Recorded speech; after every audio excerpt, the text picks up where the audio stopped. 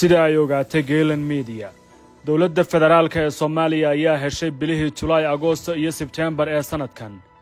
saanad iyo hub ciidan oo aan marin dhammaan hanaanka geedi socodka hubka la imaanshaha dowladda federaalka ee isku raacsan yihiin golaha ammaanka ee qaramada midoobay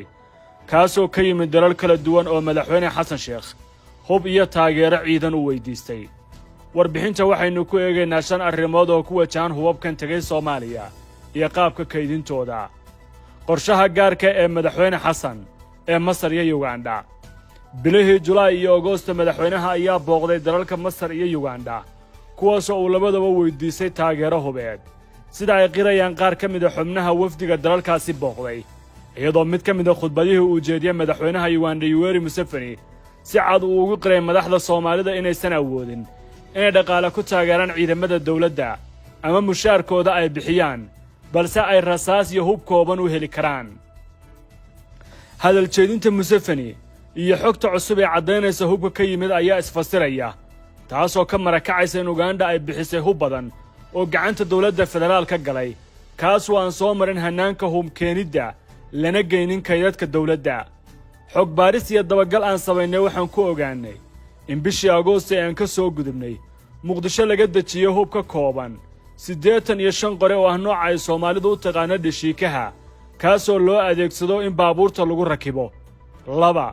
konton ilaa iyo 60 qore oo ah nooca boobayaasha culus ee Soomaalidu u taqaan PKM oo yana la geeyay Muqdisho 3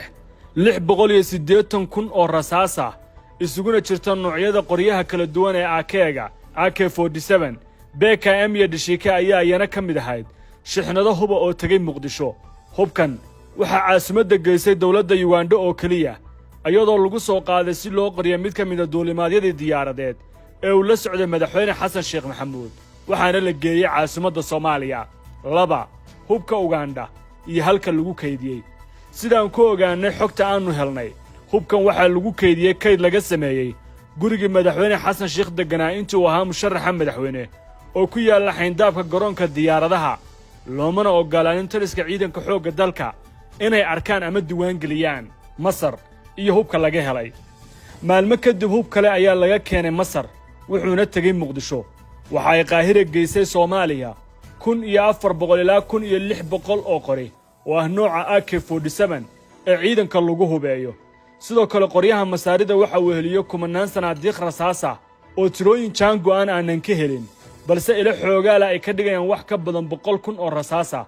waxaana lagu dajiyay ama la geeyay guriga madaxweyne Xasan Sheekh oo kareysna xaafadda Mirnaayo ee degmada Cabdicasiis halka oo uu saldhig ka dhigtay maalmihii bishii Abriil ee sanadkii 2021 waxaanu ogaanay in dhammaan saraakiisha ciidamada taliska xoogga dalka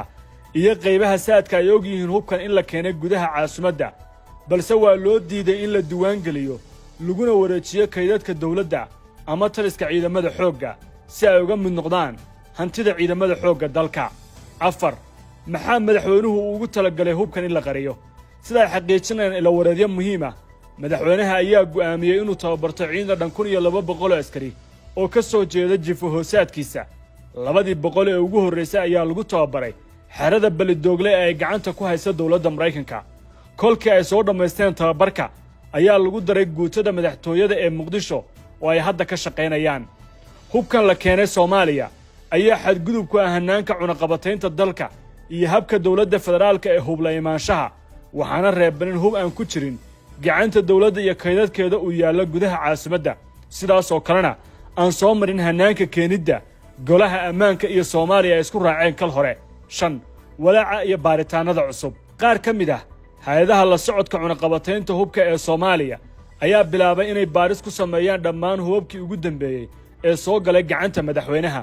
kuwaas oo ay qaarkood qoreen warbixin hoosaadyo ay ku cadeynayaan in hubabkan loo adeegsanayo sifo aan sharci ahayn